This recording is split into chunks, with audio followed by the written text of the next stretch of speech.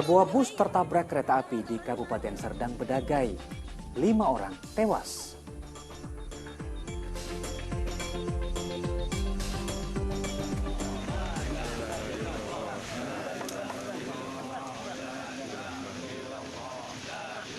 Seorang warga tewas saat banjir bandang menerjang dan meluluh lantahkan 2 kecamatan di Kabupaten Bogor, Jawa Barat.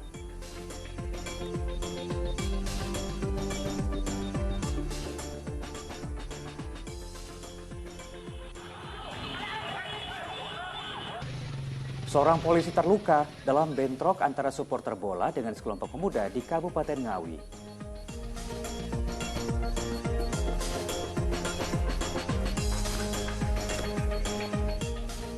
Kejaksaan Negeri Serang telah menerima surat perintah dimulainya penyidikan serta penetapan tersangka atas artis Nikita Mirzani.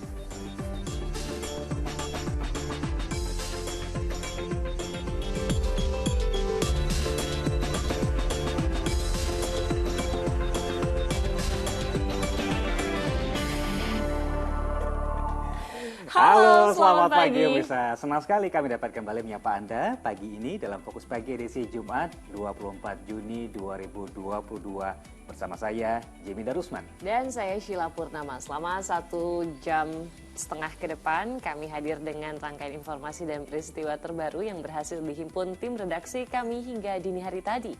Langsung saja kita awali Fokus Pagi dari informasi berikut ini. Silakan Jimmy. Ya, ada sebuah bus travel yang ringsek setelah tertabrak kereta api pengangkut barang di kawasan perlintasan Jalan Desa Sebulu, Kabupaten Serdang Bedagai, Sumatera Utara. Akibatnya 5 orang meninggal dunia, sementara 9 orang mengalami luka-luka.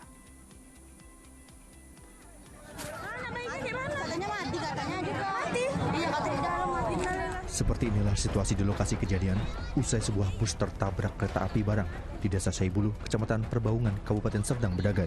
Akibatnya, 5 dari 14 penumpang bus meninggal dunia di lokasi kejadian. Sementara 9 orang penumpang yang mengalami luka-luka masih menjalani perawatan di Rumah Sakit Trianda. Peristiwa berawal saat bus yang membawa rombongan ibu-ibu ini berjalan dari Desa Nagalawan menuju Kota Medan. Sesampainya di lokasi kejadian, diduga sang sopir tidak memperhatikan kereta api yang akan melintas. Bus kemudian tertabrak kereta api barang yang datang dari arah tebing tinggi menuju Medan. Bus pun terguling hingga keluar lintasan kereta sejauh 7 meter. Apakah rombongan ini wisatawan?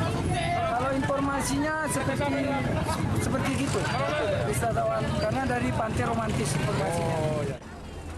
Hingga kini, pihak kepolisian masih terus menyelidiki penyebab utama terjadinya kecelakaan. Sementara, kelima korban yang meninggal dunia sudah diserahkan kepada pihak keluarga. Sementara, korban yang mengalami luka-luka sebagian dilarikan ke rumah sakit yang ada di Kota Medan, Sumatera Utara. Muhammad Hamdani melaporkan dari Serdang Bedagai, Sumatera Utara. Pesawat maskapai Susi Air jatuh di distrik Dumai, Kabupaten Paniai setelah lepas landas dari Bandara Timika Kamis pagi. 6 orang penumpang dan seorang pilot pesawat dalam kondisi selamat dan telah dievakuasi ke Timika Mimika. Pesawat Susi Air dengan nomor penerbangan PKBVM ini jatuh di Kampung Duma, Kabupaten Paniai, Papua. Pesawat naas itu sebelumnya lepas landas dari Bandara Timika pada pukul 5:34 waktu Indonesia Timur. Saat itu pesawat mengangkut 6 orang penumpang dengan seorang pilot. Mengetahui pesawat jatuh, tim SAR gabungan langsung mengerahkan tim untuk melakukan evakuasi ke 6 penumpang dan seorang pilot. Diduga pesawat itu jatuh di daerah pedalaman Papua akibat cuaca buruk. Tim SAR yang tiba di lokasi jatuhnya pesawat berhasil menemukan 6 penumpang dan seorang pilot dalam kondisi selamat. Penumpang dan pilot kemudian dievakuasi ke Kota Timika. Proses evakuasi dilakukan dengan menggunakan helikopter Bell milik TNI Angkatan Udara. Para penumpang yang menderita luka-luka saat ini dirawat di RSUD Timika. 7 korban kondisi selamat walaupun ada beberapa yang luka parah, ada yang patah kaki, kemudian patah tangan, ada yang luka perdarahan yang cukup banyak juga, tapi semua kondisi selamat dan sudah dievakuasi ke rumah sakit. Di awal kita mendapat informasi bahwa pesawat itu crash, perjalanan dari Timika ke Duma. Tapi ternyata crashnya itu ketika dia mau pulang dari Duma ke Timika. Jadi pesawat airborne karena memang cuaca kurang mendukung juga, dia terbang kemudian terjadi crash. Kepala Kantor SAR Timika menjelaskan proses evakuasi berjalan lancar karena tim dibantu oleh warga yang tinggal tidak jauh dari lokasi jatuhnya pesawat. Korban ya kurang lebih 50 menit sudah tiba di bandara. Ya kita langsung mengantarkan ke rumah sakit. Dan ini tentunya berkat dukungan dari beberapa instansi potensi yang sangat-sangat profesional ya, dan berkat dukungan dari masyarakat sehingga ya istilahnya korban ini bisa terselamatkan. Saat ini pesawat belum dievakuasi dari Kampung Duma Paniai karena harus menunggu petunjuk dari KNKT.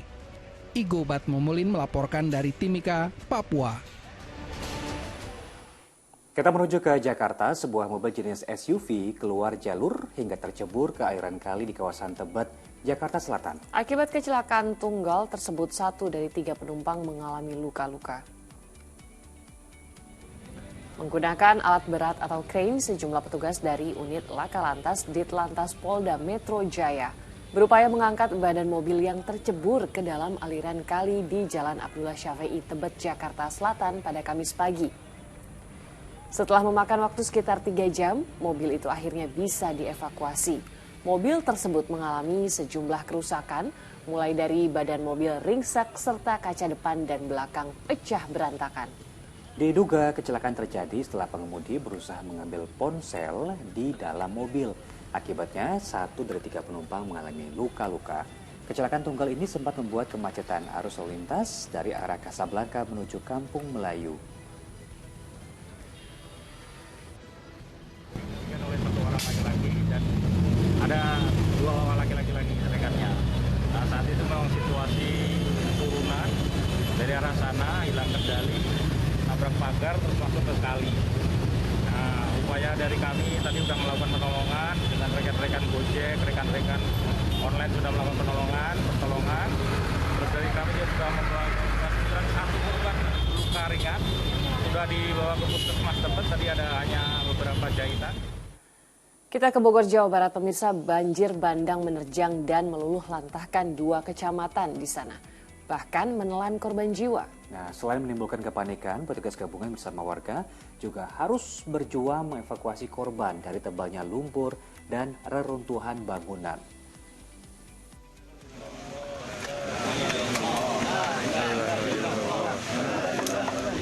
Evakuasi sejumlah korban dari tebalnya lumpur dan reruntuhan bangunan di kawasan Pamijahan, Bogor, Jawa Barat berlangsung sulit.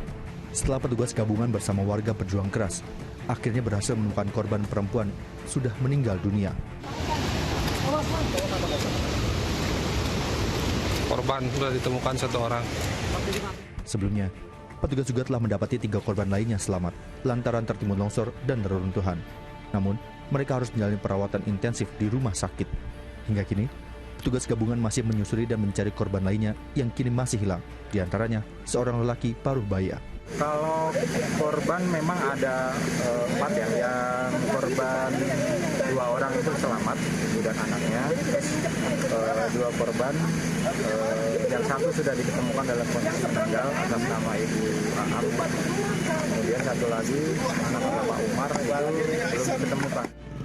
Sementara, warga di kawasan Cisarua, Tanjung Sari yang menjadi korban banjir bandang mulai membersihkan rumah dan perabot rumah mereka. Tebalnya lumpur dan bongkahan reruntuhan bangunan membuat mereka kewalahan untuk membenahinya. Habis maghrib. Ya, begitu saya ambil air wudhu, langsung air masuk. Terus ketutup. Terus langsung banjir tiba ke sini. Langsung banjir ya, langsung. Banjir bandang dan longsor menerjang 2 kecamatan di Kabupaten Bogor, Jawa Barat, yakni Kecamatan Lewiliang dan Pamijahan. Selain kawasan terdampak bencana luluh lantak, puluhan rumah warga termasuk bangunan sekolah rusak berat. Peristiwa akibat debit air sungai di kawasan ini sangat tinggi, hingga meluap dan menggerus permukiman serta jalan raya. Sebagian warga pun terpaksa mengungsi di rumah kerabatnya. Asep Solihin melaporkan dari Kabupaten Bogor, Jawa Barat. Akibat curah hujan tinggi dan meluapnya air sungai Teluk Gadang membuat 7 desa di Kota Baru, Kalimantan Selatan terendam banjir. Bahkan puluhan pelajar sekolah dasar harus dievakuasi dari sekolahnya lantaran air dengan cepat merendam ruang kelas mereka.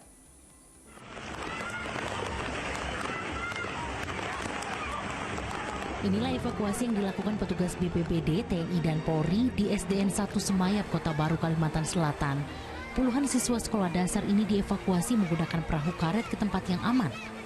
Air yang begitu deras dengan cepat masuk ruangan kelas saat aktivitas belajar sedang berlangsung. Banjir yang terjadi pada Kamis pagi diakibatkan curah hujan yang tinggi sehingga air sungai Teluk Gadang meluap. Dari data BPBD Kota Baru, sedikitnya ada 7 desa yang terendam banjir dengan ketinggian air bervariasi. Di kawasan Haji Agus Salim, ketinggian air banjir mulai menurun berkisar 50 cm. Akibatnya sejumlah aktivitas warga pun terganggu. Yang Ganali banjirnya sudah 2 kali. 2 kali sudah? Yang sampai semata kaki aja sudah 3 kali. Kalau ini ketinggiannya berapa kira-kira? Ketinggiannya hampir 1 meter lah. 1 meter lah. Ini sudah mulai turun, sudah banyaknya. Sejumlah pengendara yang berusaha menerobos genangan air harus mengalami mati mesin. Warga yang rumahnya terendam banjir masih memilih bertahan di rumah masing-masing. Muhammad Lutfi Darlan melaporkan dari Kabupaten Kota Baru, Kalimantan Selatan. Di informasi lainnya, pemirsa, puluhan penumpang kapal dilanda kepanikan lantaran kapal yang mereka tumpangi dihantam ombak setinggi 4 meter di perairan Wakatobi, Sulawesi Tenggara. Iya betul, Sah Bandar Wakatobi mengeluarkan peringatan bagi para nahkoda untuk mewaspadai cuaca buruk.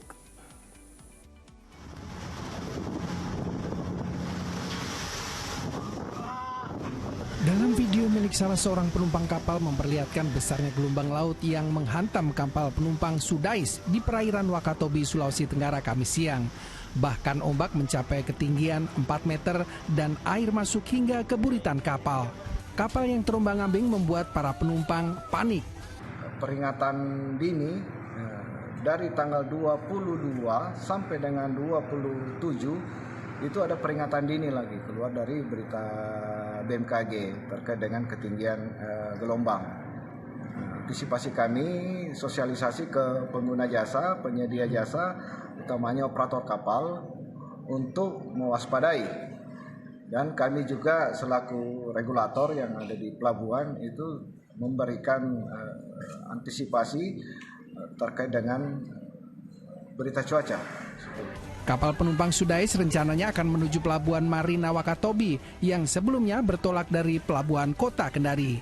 Setelah kejadian itu, Syah Bandar Wakatobi kemudian mengeluarkan peringatan agar nahkoda kapal lebih waspada akan kemungkinan terjadinya cuaca ekstrim.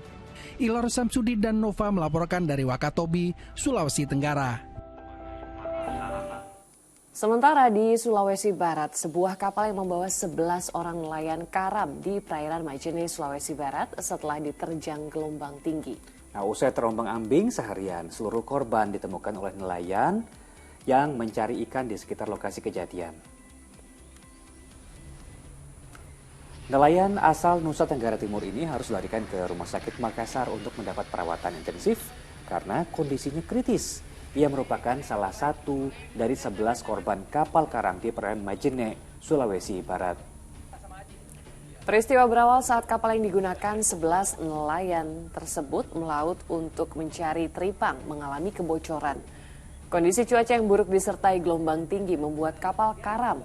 Setelah berhasil menyelamatkan diri, mereka terombang-ambing di tengah laut menggunakan jerigen. Para korban akhirnya ditemukan 2 kapal nelayan yang mencari ikan di sekitar lokasi kejadian. Langsung dibawa kemari? Langsung saya lari. Tidak ada lagi istilahnya mencari telur lagi, pokoknya langsung saya lari. Sudah. Berarti sempat mengapung di laut, Komandan? Mengapung kurang lebih 12 jam. Kondisi korban awalnya yang 4 orang ini yang terlambat tiba, ada informasi bahwa kritis. Tapi kami sudah siapkan dari tim medis. Kita beralih ke informasi lain, pemirsa. Diduga akibat korsleting, 5 rumah petak dan rumah makan di kampung Cikedokan, Cikarang Barat terbakar. Pemilik rumah makan terluka dan dilarikan ke rumah sakit. Rumah makan di kampung Cikedokan, Kecamatan Cikarang Barat, Kabupaten Bekasi ini terbakar pada Kamis sore. Api menjalar cepat, kemudian menghanguskan 4 rumah petak di sebelahnya. Warga sekitar berusaha memadamkan api dengan peralatan seadanya, namun tidak mampu memadamkan api sepenuhnya.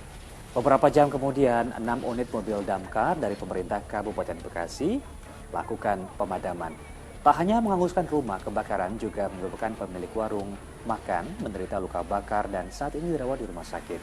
Untuk memastikan penyebab kebakaran, aparat Polsek Cikarang Barat telah meminta keterangan dari sejumlah warga.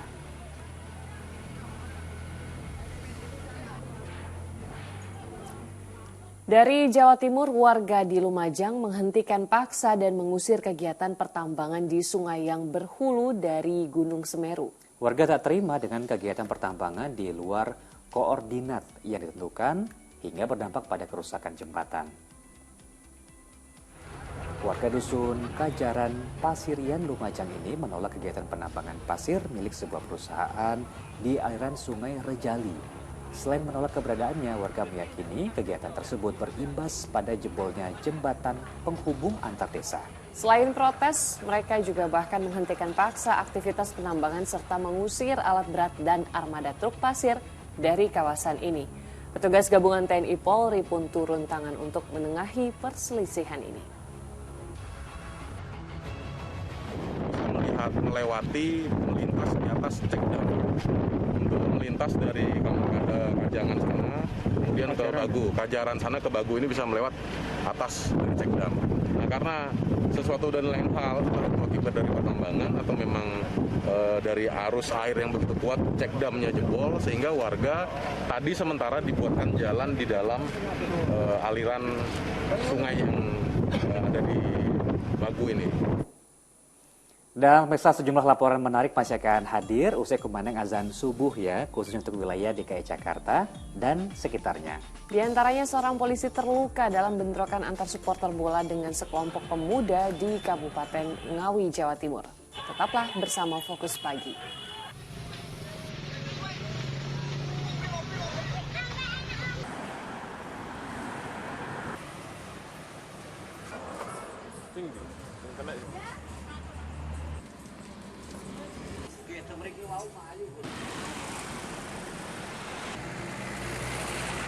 Selamat menunaikan ibadah sholat subuh untuk warga DKI Jakarta dan sekitarnya. Baik, kita lanjut menyimak informasi di pagi hari ini.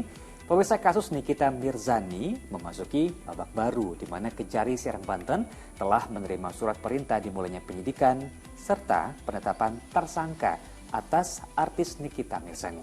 Surat tersebut telah diterima oleh Jaksa Penuntut Umum dari Polresta Serang Kota. Kasus yang menjerat Nikita ini bermula dari unggahannya di media sosial yang dilaporkan oleh Dito Mahendra ke Polresta Serang. Surat perintah dimulai penyelidikan diterima Kejari Serang pada tanggal 14 Juni 2022. Setelah menerima SPDP dari kepolisian, Kejari menunggu penyidik menyerahkan berkas perkaranya. Kejaksaan memberikan waktu kurang lebih 1 bulan kepada penyidik. Nah, jika dalam waktu 30 hari itu tak juga ada perkembangan, Kejari Serang berkewajiban untuk menagih atau melayangkan surat. Tidak mengikuti campur terhadap penyidikan pada teman-teman di penyidik kepolisian, tetapi sebagaimana tadi saya sebutkan bahwasanya apabila 1 bulan setelah dikirimnya SPDP itu, kami mempunyai kewajiban sesuai dengan peraturan kami untuk menagih atau menanyakan status dari perkembangan penyidikan ini yang seharusnya ditindaklanjuti dengan pengiriman berkas perkara. Di informasi lain, pemirsa, rapat kerja nasional atau Rakernas PDI Perjuangan yang digelar selama 3 hari Kamis kemarin telah ditutup secara resmi oleh Ketua Umum PDIP Perjuangan Megawati Soekarnoputri. Soal nama calon presiden dan calon wakil presiden yang akan diusung dalam pemilu 2024, partai berlambang banteng moncong putih itu masih menyimpan rapat-rapat.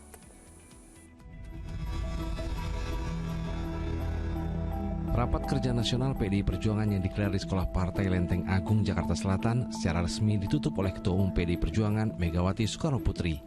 Sebelum ditutup, Gubernur Jawa Tengah Ganjar Pranowo membacakan rekomendasi hasil Rakernas. Di hadapan Megawati Soekarnoputri dan Ketua DPP PDIP Puan Maharani, Ganjar membacakan 7 poin rekomendasi. Salah satunya penegasan kembali hak prerogatif Ketua Umum dalam menentukan calon presiden dan calon wakil presiden. Keempat, Rakernas 2 partai menegaskan bahwa penetapan pasangan calon presiden dan wakil presiden yang akan diusung oleh PDI Perjuangan pada pemilu 2024 berdasarkan keputusan Kongres 5 Partai, ADART Partai, dan tradisi demokrasi partai adalah hak prerogatif Ketua Umum Partai Profesor Dr. Honoris Causa Megawati Soekarno Putri. Sementara terkait nama-nama bakal capres-cawapres yang bakal diusung dalam pemilu 2024, Ketua Umum PDI Perjuangan Megawati Soekarno Putri mengatakan untuk bersabar. Bahkan sambil bergurau, Presiden Indonesia kelima ini akan menyembunyikan terlebih dahulu. Sudah banyak itu pertanyaan, kapan mau mendeklarasikan calon presiden dan calon wakil presiden? Ya sabarlah sedikit.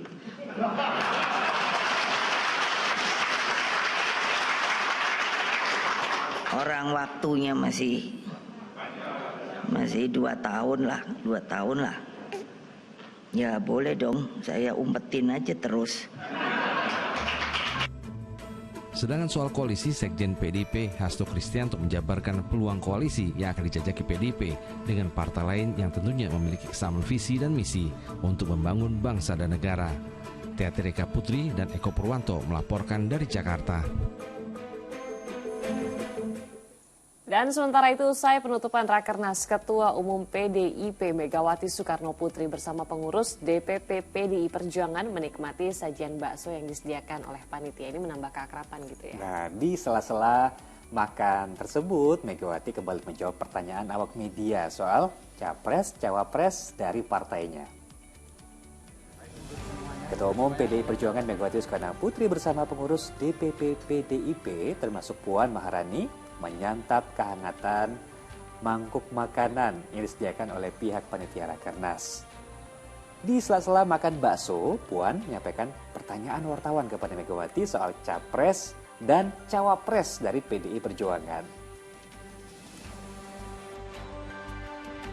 Ketua Umum udah ada belum jajaran DPP yang tahu isi hati ibu terkait dengan capres ibu? Tadi ditanya apakah di DPP udah ada yang tahu isi hati ibu, kira-kira ibu Ketua Umum siapa nama calon presiden PDI Perjuangan yang akan datang? Karena saya kan sebagai Ketua Umum itu harus menghitung gitu loh. Perhitungan saya belum selesai. Masih pakai kalkulator ya. Terima kasih.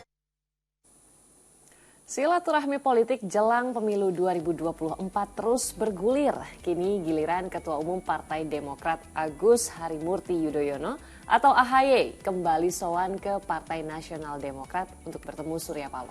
Nah, sementara mantan Wakil Presiden RI Yusuf Kala menyambangi mantan partnernya Presiden RI ke-6 Susilo Bambang Yudhoyono. Naruh lukisan-lukisan, saya silakan nantinya. Presiden RI ke-6 Susilo Bambang Yudhoyono atau SBY menyambut hangat dan penuh sukacita kunjungan Yusuf Kala, Wakil Presiden RI ke-10 atau mantan wakilnya saat menjalankan roda pemerintahan di Cikeas, Bogor, Jawa Barat. SBY langsung mengajak JK ke sebuah ruangan yang dipenuhi dengan lukisan hasil karya SBY. SBY dan JK tampak berbincang-bincang akrab sambil bercerita tentang aktivitas masing-masing sambil melepas rindu lantaran sudah cukup lama tak berjumpa. Meski demikian, keduanya sama sekali tak menyinggung keriuhan soal koalisi partai dan nama-nama calon presiden dan wakil presiden yang akhir-akhir ini makin mencuat. Saya memang lebih pada melukis, kemudian sekali-kali masih menulis, masuk ke media sosial, tapi tentu bukan politik, yang politik lah. Day-to-day politik sudah ketua umum semua. Ya. Dari bisnis ke politik, sekarang ke sosial. Oh iya, bagus. Sosial, Pak JK kekuatannya juga di sosial dari dulu. Iya. Sementara dalam kesempatan terpisah, Ketua Umum Partai Demokrat Agus Harimurti Yudhoyono kembali menyambangi Ketua Umum Partai Nasdem Surya Paloh di Menteng, Jakarta Pusat Kamis siang. Ini merupakan kali kedua AHY bertemu dengan jajaran Partai Nasdem tahun ini untuk makin mengintensifkan peluang koalisi kedua partai menghadapi pemilu 2024 mendatang. Tim Liputan melaporkan. Baik, kita beralih ke informasi lainnya. Tawuran antara supporter bola dengan sekelompok pemuda terjadi di Jalan Raya Ngawi, Jawa Timur. Ya, ini sangat disayangkan ya Jimmy ya, dan akibatnya satu polisi pun terluka terkena lemparan batu. Inilah rekaman video amatir saat terjadinya bentrok antara supporter bola dengan sekelompok pemuda di Jalan Raya Ngawi, Desa Tambakromo, Kabupaten Ngawi pada Kamis sore. Polisi pun segera datang ke lokasi untuk membubarkan bentrokan. Hingga saat ini belum diketahui penyebab pasti bentrokan ini. Peristiwa terjadi ketika rombongan supporter bola pulang dari Stadion Ketonggo Ngawi usai melihat pertandingan final sepak bola antara SMK Penerbangan Angkasa Lanut Iswahyudi Magetan dengan SMK Negeri 1 Madiun. Puluhan supporter bola langsung mengejar dan menyerang kelompok muda yang tengah bergerombol di pinggir jalan. Akibat peristiwa ini, kaca gerobak penjual nasi pecel pecah, bahkan satu polisi terluka terkena lemparan batu.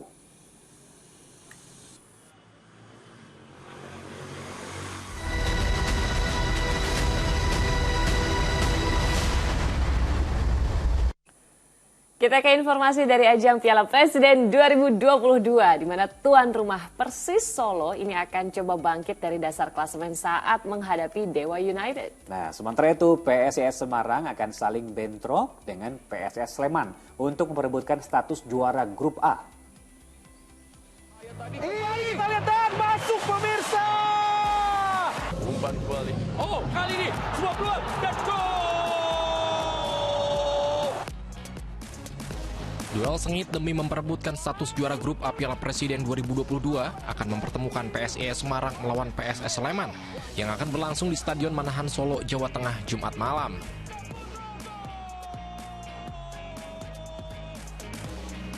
Mahesa Jenar saat ini berada di puncak klasemen dengan 7 poin, sementara Elang Jawa berada di bawahnya dengan terpaut 3 angka.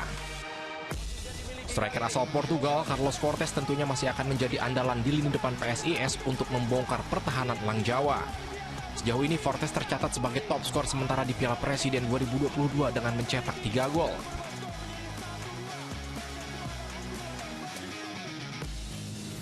Sementara di kubu lawan, PSS Sleman wajib meraih kemenangan untuk bisa mengkudeta PSIS Semarang di puncak klasemen. Menghadapi PSIS, Elang Jawa mendapat angin segar dengan tambahan 2 amunisi baru.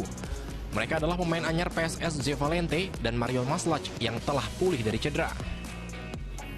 Pada pertandingan lain, duel tak kalah seru juga akan tersaji antara 2 tim promosi. Dewa United menghadapi tuan rumah Persis Solo dalam lanjutan Grup A Piala Presiden 2022. Pemain baru Dewa United asal Swiss Karim Rossi kini semakin terlihat padu dengan tim berjuluk Tangsel Warriors. Rossi diprediksi akan diturunkan dari menit pertama. Ia selalu tampil tajam bersama Dewa United dengan selalu mencetak gol di 2 pertandingan awal.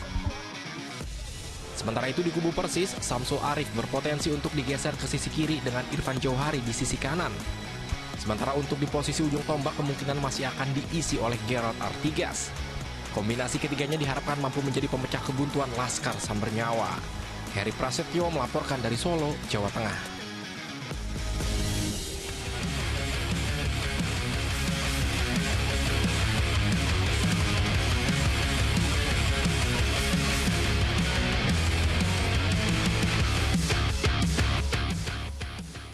Sementara itu pemegang hak siar eksklusif Grup Media SCM atau Surya Citra Media mencegah tindakan pembajakan siaran pada FIFA World Cup 2022. SCM bekerja sama dengan Direktorat Jenderal Kekayaan Intelektual Kementerian Hukum dan HAM Republik Indonesia serta Bareskrim Polri.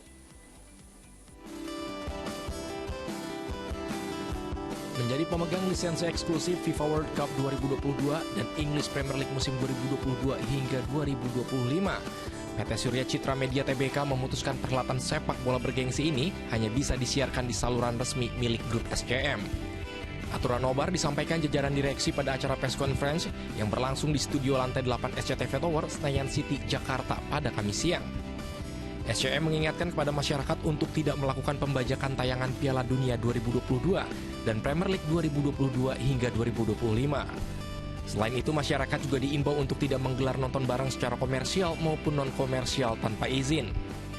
Hari ini kita sosialisasikan karena ada potensi sehingga masyarakat luas supaya tahu, sehingga tidak seenaknya sendiri nanti mengambil konten-konten yang ada yang dimiliki right-nya oleh SCM. Antara lain juga yang nanti akan marak adalah di nobar ya. Ya nonton bareng ini. Bagi masyarakat yang ingin menggelar nobar Piala Dunia dan Premier League harus mengantongi izin resmi dan tertulis dari SCM atau PT Indonesia Entertainment Group. IEG merupakan anak perusahaan SCM yang ditunjuk sebagai mitra pengelolaan hak penyelenggaraan kegiatan nobar. Ya, untuk pelaku-pelaku usaha stakeholder yang saya himbau, misalnya kafe dan sebagainya, tolong kalau mau bikin nobar, kontak kita. Ya kita bicara, ya kan, ya dapat izin dari kita, bahkan nanti akan kita bantu untuk promosi. Saksikan nobar di kafe Anu, nggak ada masalah. Sementara itu, menurut perwakilan Direktorat Jenderal Kekayaan Intelektual Kemenkumham Republik Indonesia, Ano Wibowo, menggelar acara nobar Piala Dunia dan Premier League tanpa izin atau menjual tayangan melalui siaran TV kabel dari pemegang lisensi adalah pelanggaran hukum. Jika terbukti ada yang melakukan pembajakan dan nobar secara ilegal yang melanggar undang-undang tentang hak cipta, akan terancam hukuman pidana 4 tahun penjara dan denda maksimal 1 miliar rupiah. Tabita Putri dan Imam Rohman melaporkan dari Jakarta. Dan pemirsa, petugas kepolisian Polres Metro Jakarta Timur meringkus 2 pelaku spesialis perampokan minimarket yang beraksi di wilayah DKI Jakarta hingga Jawa Timur. Selengkapnya akan disampaikan oleh Jamie dan Rusman sesaat lagi. Tetap di Fokus Pagi.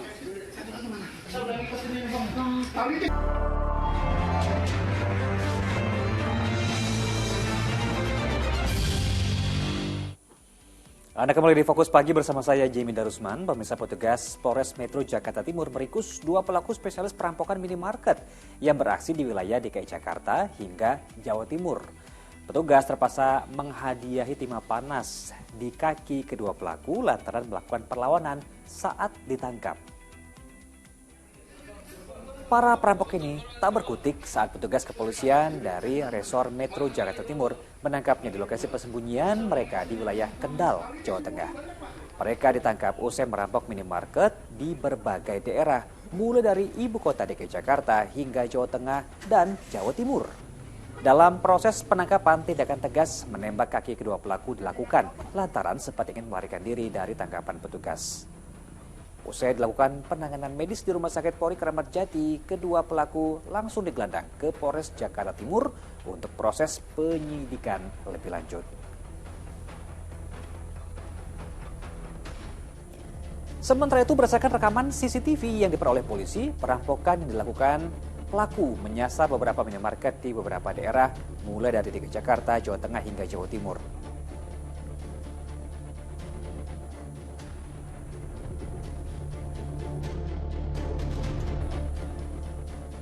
Di informasi lainnya, pemirsa, satu keluarga pencuri sepeda motor yang biasa beraksi di wilayah Ciledug, Tangerang, ditangkap polisi. Sepeda motor milik seorang penjaga toko kue, ini di informasi lainnya juga raib dibawa pencuri saat kondisi lalu lintas sedang ramai.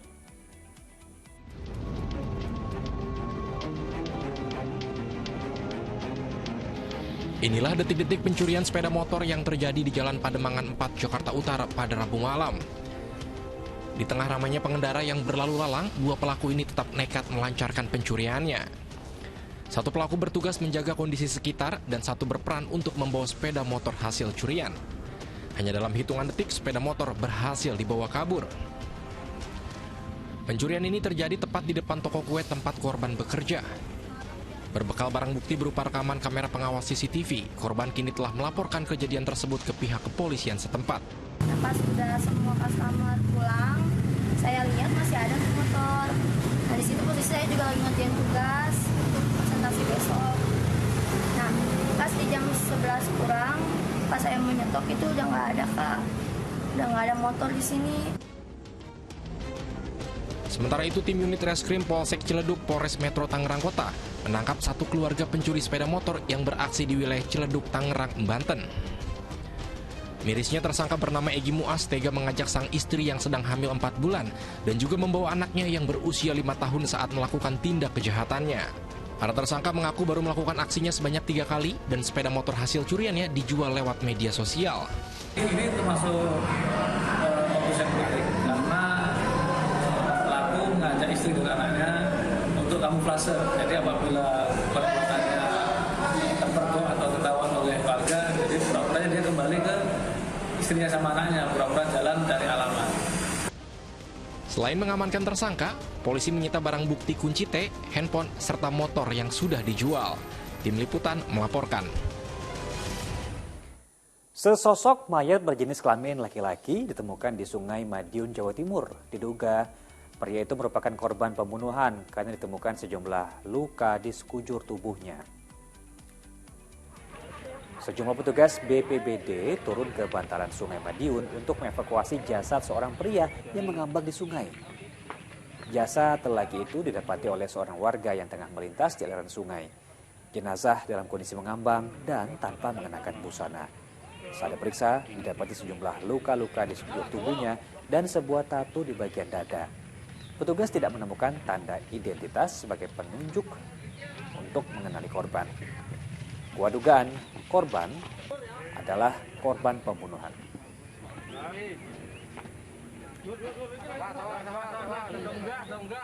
Rumah indekos yang dicurigai kerap jadi ajang transaksi narkoba di kota Kendari digerebek aparat kepolisian. Seorang anggota sindikat narkoba yang diburu petugas didapati tengah bersembunyi dalam kamar mandi.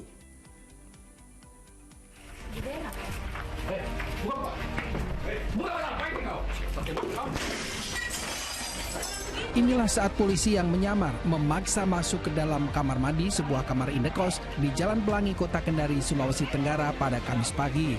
Pria yang diburu polisi karena diduga terlibat perdagangan narkoba bersembunyi di dalam kamar mandi tersebut ketika polisi datang menggerebek.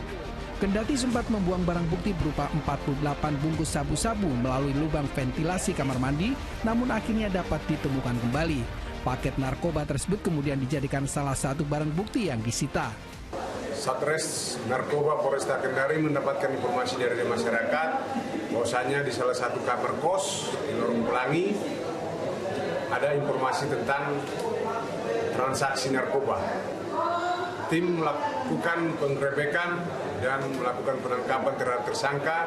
Dalam peredaran narkoba di Kota Kendari, tersangka berperan sebagai perantara dari bandar kepada pelanggannya. Akibat perbuatannya, pria itu terancam hukuman 6 tahun penjara. Al-Ghazali Mahfud melaporkan dari Kendari, Sulawesi Tenggara.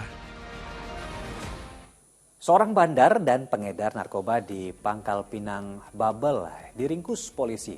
Dari tangannya, petugas menyita barang bukti ratusan butir pil ekstasi.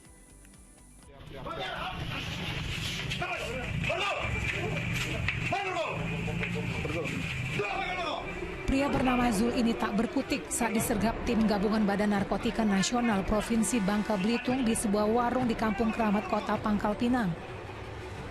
Petugas lalu membawa pria itu ke rumah kontrakannya untuk mencari barang bukti. Pasalnya ia diduga pemilik ratusan butir ekstasi dari keterangan seorang rekannya yang telah ditangkap petugas lebih dulu. Saat digeledah, petugas hanya mendapati puluhan kantong plastik yang diduga untuk membungkus narkoba.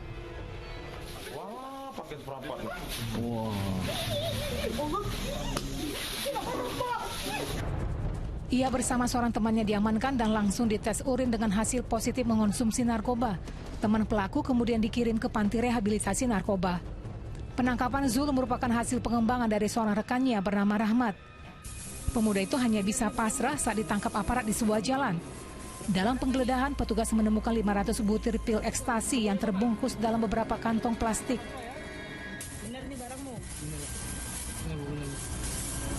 Isinya apa? Kalau isi sih bilang cuma ikan, inek. Inek? Ada berapa ini? Berapa bungkus? 5 bungkus. 5 bungkus ya? Rahmat dan rekannya Zul baru saja selesai bertransaksi. R sebagai pemesan, kemudian Z sebagai pemilik atau bandar. Yang mana Z ini ternyata hasil pemeriksaan kita sudah 2 kali masuk ke dalam lapas. Dan ini akan kita dorong yang ketiga, yang mana BB-nya yang kami dapat di lapangan sebanyak 500 butir ekstasi. Keduanya kini ditetapkan sebagai tersangka dan terancam hukuman seumur hidup. Ada Agus melaporkan dari Pangkal Pinang, Bangka Belitung. Di informasi lainnya, aparat kepolisian mengamankan sejumlah sepeda motor di Tangerang Selatan, Banten yang kedapatan tidak memiliki kelengkapan kendaraan saat tim presisi lakukan patroli. Bahkan petugas sempat kejar-kejaran saat melakukan pemeriksaan.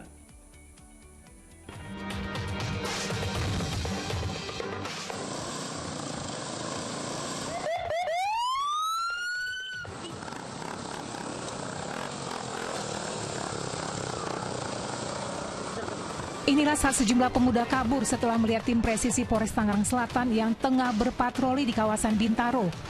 Karena panik, mereka bahkan menabrak salah satu sepeda motor polisi. 2 orang kemudian dapat diamankan setelah petugas berkejar-kejaran dengan mereka. Setelah diperiksa, kedua pemuda itu dilepaskan karena tidak melakukan tindak kejahatan. Masih di kawasan Bintaro, sekelompok orang didapati sedang nongkrong di pinggir jalan.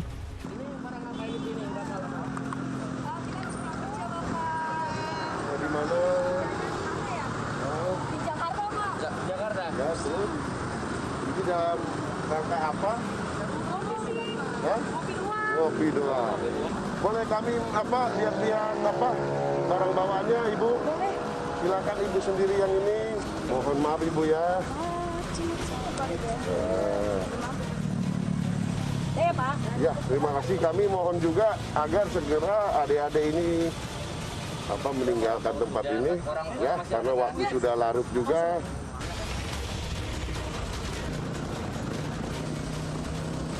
Sementara itu sejumlah pengendara sepeda motor yang sedang parkir di tepi jalan juga diperiksa. Mereka diminta menunjukkan dokumen kepemilikan kendaraan serta surat izin mengemudi. Mohon kerjasamanya karena melihat daripada adik-adik sedang pada kumpul-kumpul. Ya. Oke, terima kasih banyak ini. Terus kami juga berharap agar adik-adik karena waktu sudah larut, tolong kembali ke kediaman masing-masing ya. Mohon kerjasamanya untuk mencegah hal-hal yang tidak diinginkan. Dan ini masih di tempat yang sama, di kawasan Bintaro. Saat ini polisi mengamankan sejumlah kendaraan. Kalau boleh tahu Pak, ini kenapa sejumlah kendaraan diangkut dan dibawa ke Polres Tangerang Selatan ya Pak ya? Iya. Ini kenapa Pak? Nah karena diduga motor tersebut untuk kelengkapannya tidak lengkap. STNK nggak ada, SIM-nya kagak ada, apa BGB, plat nomornya juga karena nggak dipasang. Kita kan wajib curiga. Nah manakala warga masyarakat mau mengambil motornya, silakan bawa bukti kepemilikan kendaraan tersebut. Kalau ada lengkap, silakan, namun tetap dilengkapi dulu. Sekarang dalam rangka operasi Patuh juga, kita mengimbau kepada warga masyarakat, ya tetap patuh, gitu kan? Biar terbiasa dengan patuh. Kalau patuh itu enak, diri kita juga selamat, orang selamat. Patroli di kawasan Tangerang Selatan ini rutin digelar untuk mencegah terjadinya tindak kriminalitas. Auriga Agustina dan Iman Rohman melaporkan dari Tangerang Selatan, Banten. Pemirsa, seorang pria berusia 70 tahun di Makassar diduga membunuh putra kandungnya saat korban tengah tertidur pulas. Apa motifnya? Fokus Pagi akan segera kembali. Bersama rekan saya, Sila Purnama.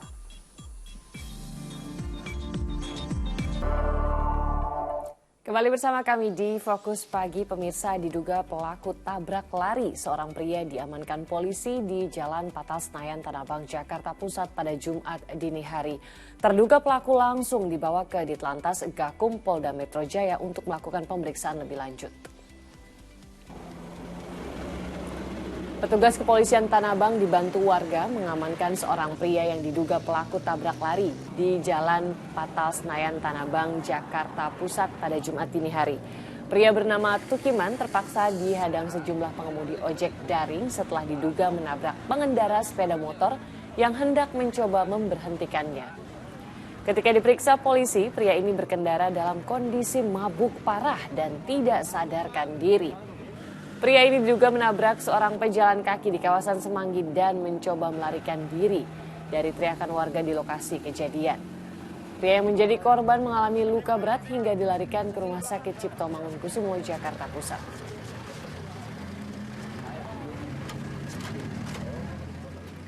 Pemirsa, seorang pria berusia 70 tahun di Makassar diduga membunuh putra kandungnya. Korban dihabisi dengan sebatang balok kayu ketika tengah tertidur pulas. Suasana berkabung terlihat di rumah korban di Jalan Sinasara, Lorong 19, Kecamatan Talu, Kota Makassar, Sulawesi Selatan. Keluarga dan kerabat sedang menunggu kedatangan jenazah korban yang sedang dilakukan pemeriksaan visum di Rumah Sakit Bayangkara, Makassar. Korban dianiaya hingga tewas oleh ayah kandungnya dengan sebatang balok kayu lantaran terduga pelaku tersinggung dengan ucapan korban. Ketika ayahnya kembali dari kampung dan kemudian datang ke rumah dan ketemu dengan anaknya, dan selanjutnya anak mengatakan, kau ini bikin susah-susah saja datang di rumah ini, sehingga terjadi suatu percekcokan. Kendati cekcok itu terjadi sepekan sebelum pembunuhan terjadi, namun ternyata masih membekas pada diri terduga pelaku. Untuk mengungkap motif lain dari pembunuhan tersebut, polisi masih memeriksa ayah korban di Mapolsek Talu. Zainuddin melaporkan dari Makassar, Sulawesi Selatan. Kita ke informasi selanjutnya pemirsa terkait dengan pencurian cabai, di mana pelaku tewas dihakimi oleh massa. Terlepas dari perbuatan korban benar mencuri atau tidak, tentu tak membuatnya menjadi pantas untuk dianiaya, apalagi dibunuh. Penjaga kebun pun dikenai pasal pembunuhan yang menjeratnya dengan pidana berat. Kita akan simak liputan selengkapnya.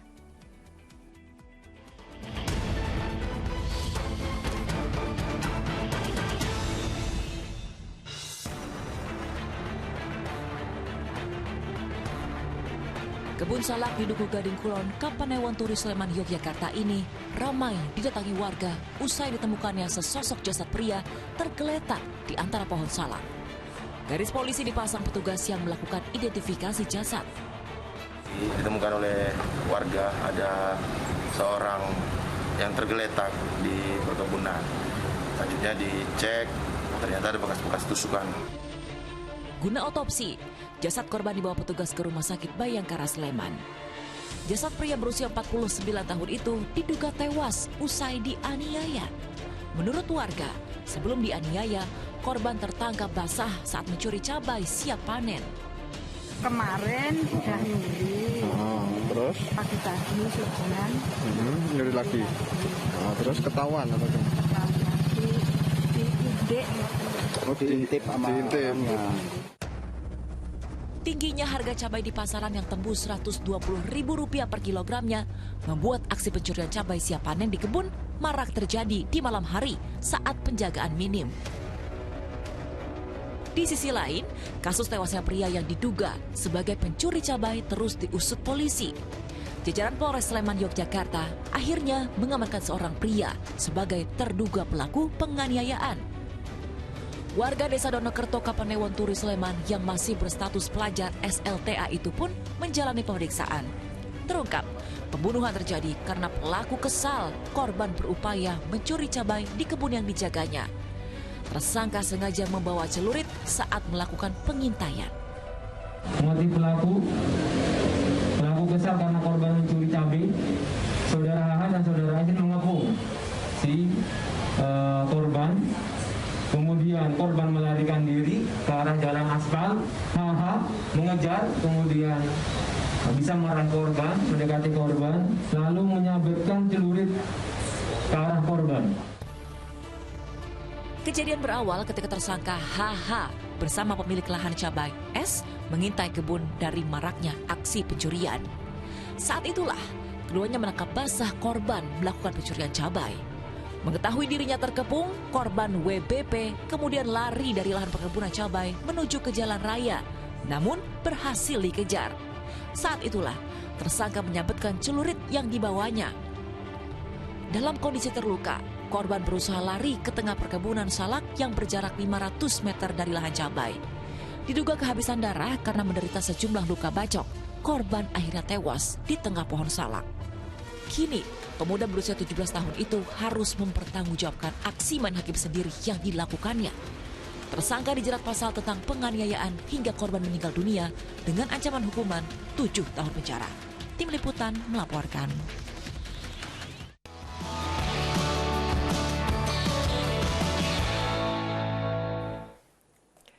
Dari informasi pasar, pemirsa, Menteri Perdagangan yang baru, Zulkifli Hasan, terus melanjutkan sidak ke sejumlah pasar tradisional di tanah air guna memantau harga cabai yang terus meroket. Sementara tingginya harga cabai tidak hanya dikeluhkan pembeli, namun juga dirasakan bagi pedagang bumbu racikan yang berbahan baku cabai.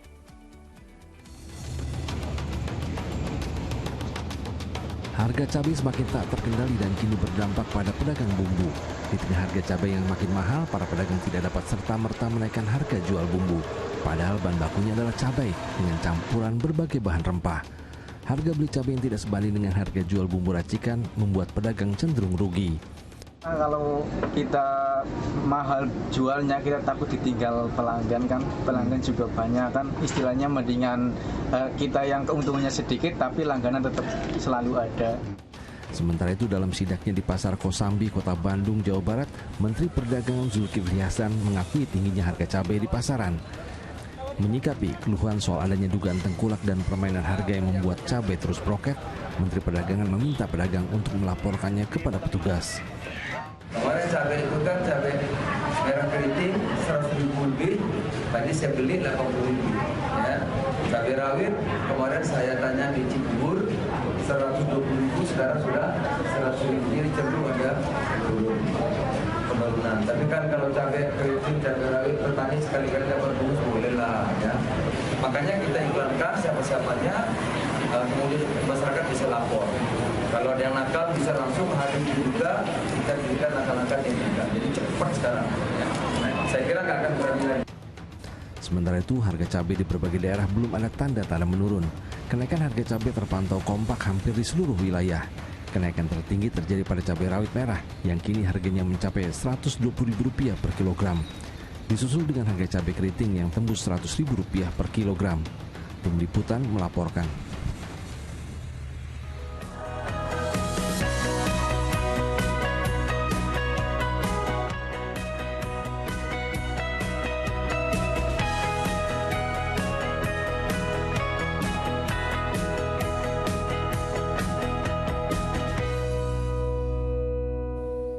Di informasi selanjutnya pemirsa, wabah penyakit mulut dan kuku tampak semakin dekat ke DKI Jakarta. Puluhan ekor sapi di Tangerang Selatan, Banten terpapar virus penyakit mulut dan kuku.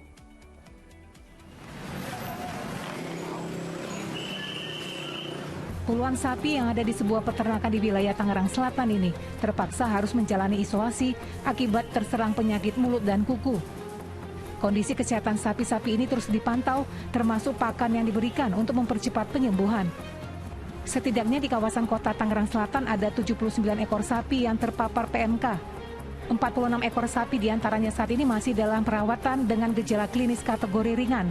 Sementara 33 sapi dinyatakan sembuh. Dinas Ketahanan Pangan Kota Tangerang Selatan mencatat, sebagian besar ternak sapi yang terpapar PMK ada di wilayah Pamulang, Ciputat, dan Kecamatan Setu.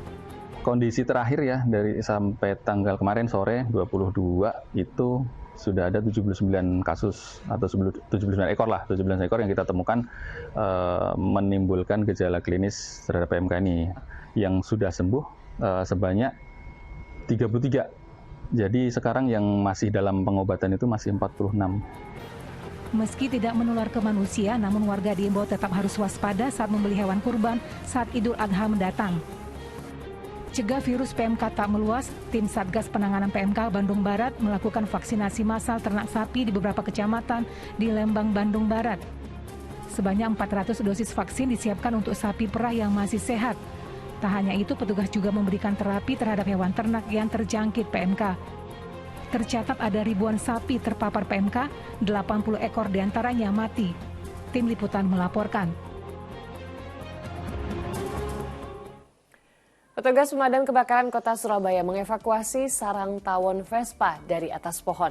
Keberadaan tawon selama ini telah meresahkan warga karena takut disengat tawon yang sangat berbahaya tersebut. Evakuasi sarang tawon Vespa berdiameter 9 cm dan panjang 30 cm di kawasan Taman Bungkul, Surabaya dilakukan petugas pemadam kebakaran pada Kamis siang. Keberadaan sarang tawon Vespa di salah satu dahan pohon asem itu sangat meresahkan warga di sekitar Taman Bungkul, Surabaya. Untuk melepas sarang tawon, petugas harus mengenakan pakaian khusus. Saat itulah tawon menyerang petugas. Petugas kemudian membakar sarang tawon agar koloni tawon bisa pergi. Setelah sebagian tawon keluar dari sarangnya, barulah petugas melepaskan sarang tawon. Setelah diturunkan, sarang kemudian dibakar.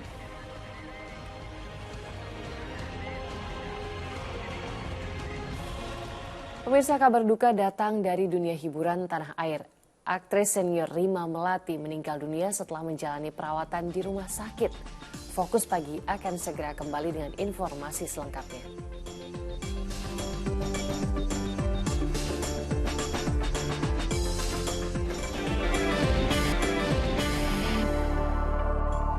Terima kasih Anda kembali di Fokus Pagi, pemirsa, bersama saya Jamie Darusman. Dan saya Sheila Purnama. Kita lanjutkan informasi di pagi hari ini. Sebuah bus travel ringsek setelah tertabrak kereta api pengangkut barang di perlintasan Seibulu, Kabupaten Serdang Bedagai, Sumatera Utara. Akibat insiden tersebut, 5 orang meninggal dunia, sementara 9 orang lainnya terluka. Seperti inilah situasi di lokasi kejadian usai sebuah bus tertabrak kereta api barang di Desa Seibulu, Kecamatan Perbaungan, Kabupaten Serdang Bedagai. Akibatnya 5 dari 14 penumpang bus meninggal dunia di lokasi kejadian, sementara 9 penumpang lainnya mengalami luka. Peristiwa berawal saat bus yang membawa rombongan ibu-ibu ini berjalan dari Desa Nagalawan menuju Kota Medan. Namun sesampainya di lokasi kejadian, diduga sang sopir tidak memperhatikan kereta api yang akan melintas. Tabrakan pun tak terhindarkan.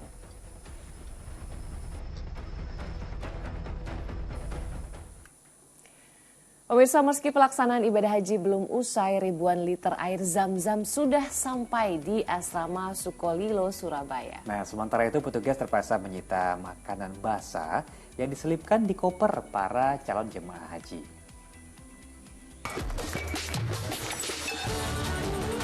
Pemberangkatan kloter calon jemaah haji masih berlangsung. Sayangnya meski telah diingatkan, namun sejumlah aturan masih saja dilanggar. Di embarkasi Lombok misalnya, petugas menemukan beras, kue basah, telur, hingga sambal yang bercampur di dalam koper pakaian. Bahan makanan ini terpaksa disita petugas karena rentan rusak dan mengganggu kesehatan. Selain itu, nantinya di Tanah Suci pemerintah telah menyiapkan segala kebutuhan makan. Masih dengar cerita lama jemaah-jemaah haji yang beberapa tahun yang lalu yang harus masak segala macam di sana begitu. Padahal dari rumah sudah saya kasih tahu, tidak usah bawa yang gitu. Sampai pulang, dari pergi sampai pulang kita udah ditanggung pemerintah. Kesehatan dari program itu kami bisa dan dikeluarkan dengan persetujuan dari para jemaah haji. Penyelenggara membatasi barang bawaan hanya berupa perlengkapan ibadah seberat 30 kg saja per orang. Agar tidak tertukar, calon jemaah haji di Nusa Tenggara Barat menandai kopernya. Masing-masing menempelkan kain dengan warna berbeda atau barang unik seperti bola hingga foto dirinya. Tanda itu juga untuk memudahkan mereka menemukan koper sesampainya di bandara dan penginapan di Tanah Suci. Penyelenggara membatasi barang bawaan hanya berupa perlengkapan ibadah saja. Meski proses pelaksanaan ibadah haji belum usai, sebanyak 6.552 liter air zam-zam dari Arab Saudi tiba di Asrama Haji Sukolilo, Surabaya secara bertahap. Air zam-zam milik jemaah haji ini sengaja diterbangkan terlebih dahulu agar tidak melebihi kapasitas bawaan jemaah saat nanti pulang dari Tanah Suci.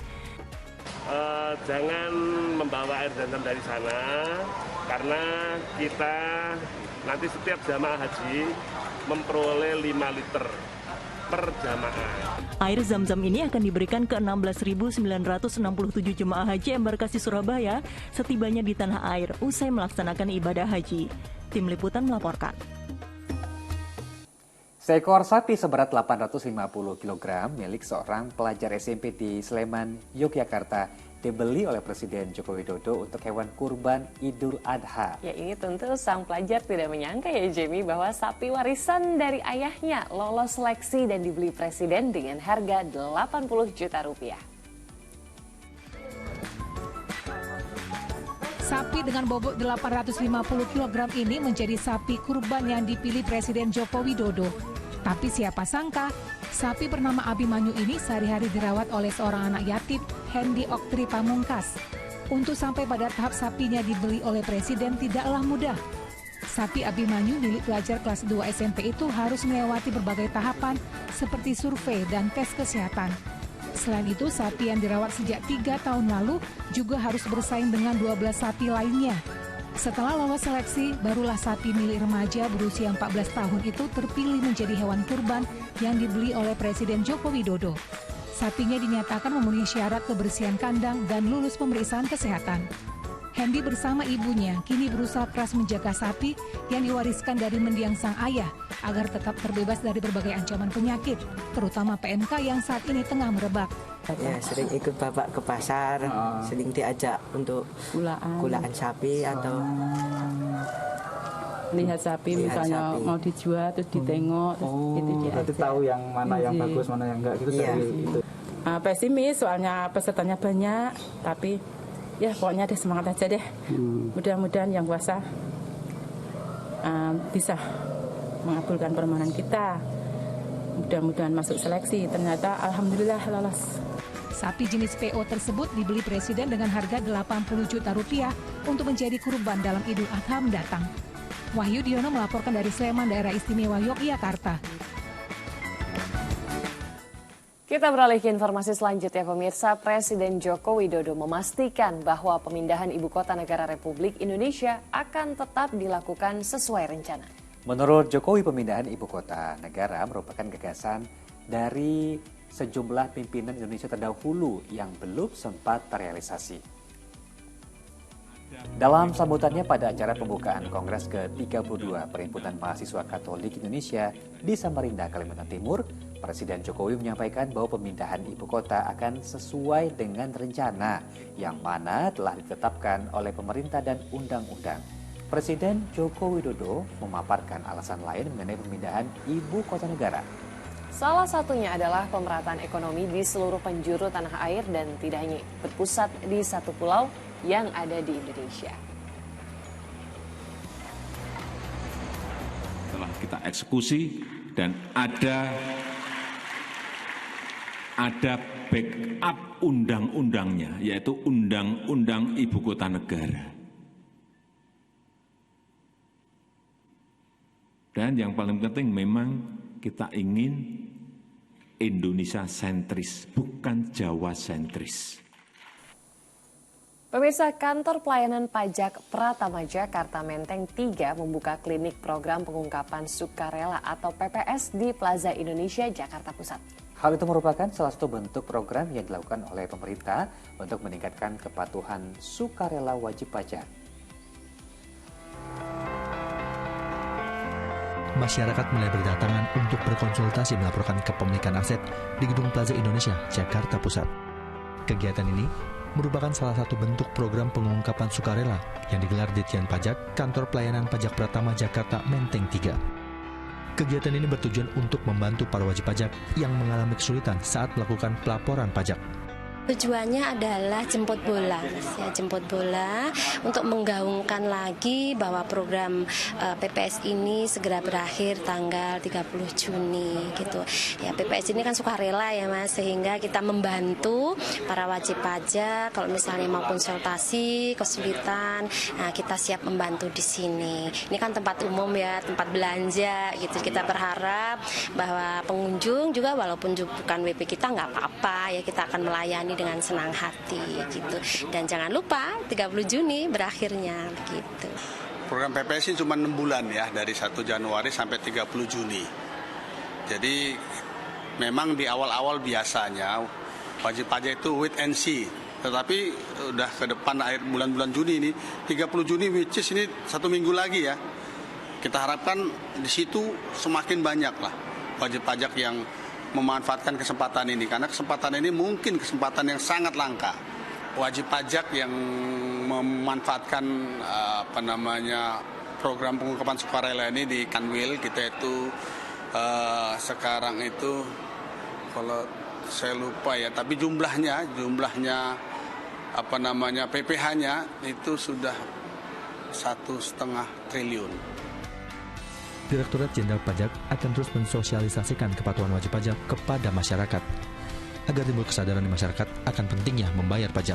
Program sebenarnya sudah berjalan 6 bulan, sejak 1 Januari dan akan berakhir pada 30 Juni 2022 mendatang. Aditya Eko Utomo dan Ahmad Susanto melaporkan dari Jakarta. Beralih ke informasi lain, pemirsa, kabar duka datang dari dunia hiburan tanah air. Aktris senior Rima Melati menghembuskan nafas terakhirnya di Rumah Sakit TNI Angkatan Darat Gatot Subroto, Jakarta Pusat. Istri mendiang Frans Tubuan itu wafat di usia 83 tahun setelah beberapa hari terakhir menjalani perawatan. Duka mendalam dirasakan keluarga almarhumah artis senior Rima Melati. Sejumlah keluarga serta kerabat bahkan tak kuasa menahan tangis saat mendatangi rumah duka RSPAD Gatot Subroto pada Kamis sore, tempat mendiang Rima Melati disemayamkan. Rima Melati dirawat karena mengalami infeksi luka di bagian punggung belakang.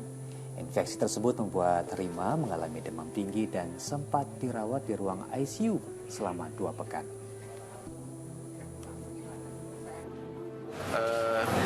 Ibu Rima terkena infeksi dari luka di bagian belakang, di bagian punggung belakang. Nah, infeksi tersebut membuat ibu demam tinggi, lalu kita bawa ke rumah sakit, langsung ke ICU. Di sana dirawat kira-kira 2 minggu. Lalu ternyata ada infeksi lain yang istilahnya merembet. Dan Mesa, informasi duka tadi sekaligus menutup kebersamaan kita dalam Fokus Pagi edisi hari ini. Jangan lupa untuk tetap kencangkan prokes protokol kesehatan. Dan kita bisa menyaksikan info terkini cegah corona hanya di video. Caranya? Unduh aplikasinya sekarang. Dan pemirsa, ayo dukung operasi katarak, hernia, donor darah, dan hitan gratis bagi warga tidak mampu di sejumlah tempat di Indonesia. Sampaikan kepedulian Anda melalui rekening BCA dengan nomor 162-633-8888 atas nama Yayasan Pundi Amal Peduli Kasih, karena kepedulian kita adalah harapan mereka. Dan usai Fokus Pagi jangan lupa untuk menyaksikan program Mega Series Panggilan. Saya Jimmy Darusman. Dan saya Sheila Purnama pamit undur diri. Semangat hari Jumat menjelang weekend. Jaga kesehatan dan sampai jumpa. Sampai jumpa.